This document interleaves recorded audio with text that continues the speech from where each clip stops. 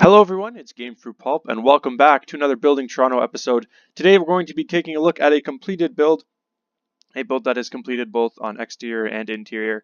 It was built by Storm, one of the other Toronto builders who isn't me, and we're going to be talking a little bit about the history of the build, as well as taking a look inside the building and seeing sort of what was done inside, because the interior was done quite well as well.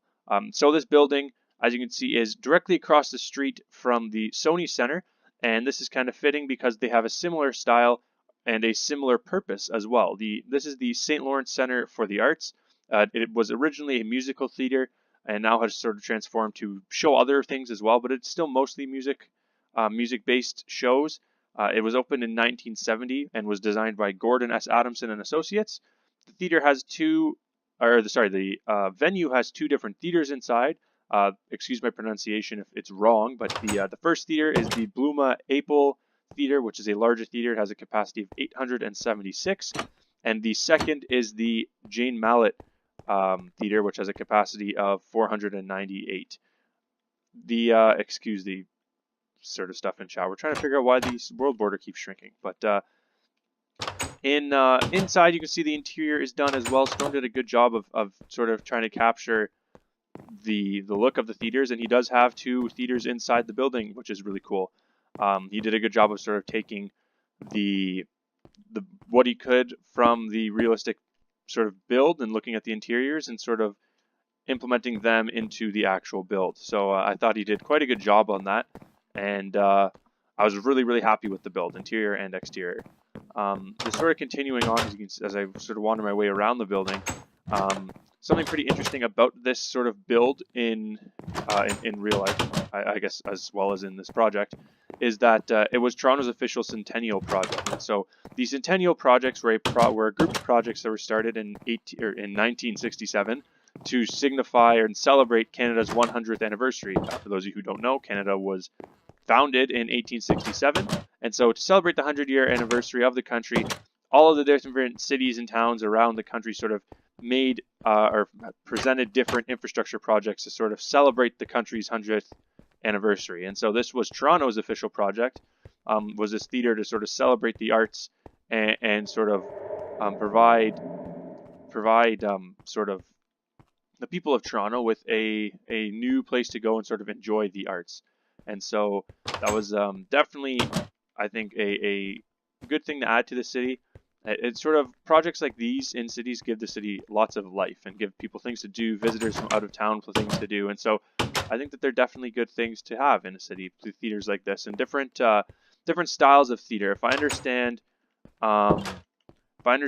correctly, the Sony Center has a different sort of style of performance than this theater. This theater is more musical based, like music performances, not musical plays, whereas the Sony Center is different.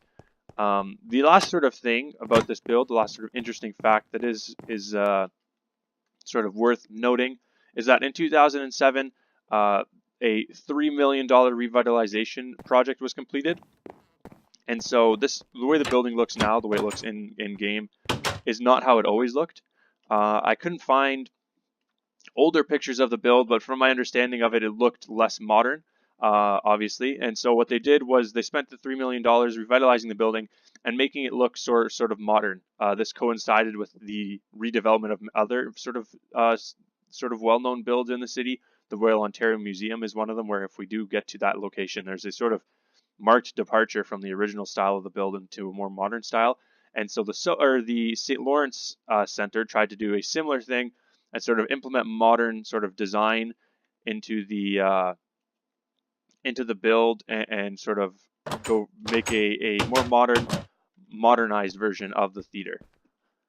But that's really it for this build. There's not too much to go over. Again, it's a build that I wanted to touch on or to have as a standalone video, because it is a pretty important thing. Like this Centennial project, it's only one build per city, but it was a pretty cool project that I think sort of had obviously good results, because it sort of brought up different, I'm talking with my hands as if you can see, but it brought up different projects throughout the country that sort of allowed people who live in the city, who visit the city, and all sorts of things to come in and sort of celebrate what they enjoy. And so in this case, it was celebrate the arts. But that is everything. I haven't done part 2 of the Adelaide Hotel build yet, but that should be done soon. I don't want to commit to that being the next video because I don't want to. I have to make sure that I can dedicate enough time straight to finishing the build. So I don't know if that'll be able to be done. But there's a lot of stuff going on in the city. As you can see, there's this going on in the background. Storm's working on that. I'm working on the Adelaide Hotel as well as this ugly granite building. But aside from that, if you're new to the project, be sure to check out the older videos to see everything else we've done. We've got a lot of stuff done, but there's always more to be done, obviously, until we're done the city. But aside from that, if you're new to the channel, be sure to hit that subscribe button. And if you enjoyed the video, be sure to hit that like button and share the channel with some of your friends so that we can keep growing. And yeah, that's pretty much everything. Excuse me. That's pretty much everything. I hope you guys enjoyed. I'm not sure when the next video is going to be, but hopefully it will be in the next couple days. My name is Gamefruitpulp. This has been Building Toronto on the Anitsi server. If you do want to check out the server, IP to that will be in the description down below, and then you just do /go, not /go. You do /go, and you click the beacon, and then here you are in Toronto. So, aside from that, hope you guys have a good day. I'll catch you all next time. My name is Gamefruitpulp, and I will see you all later.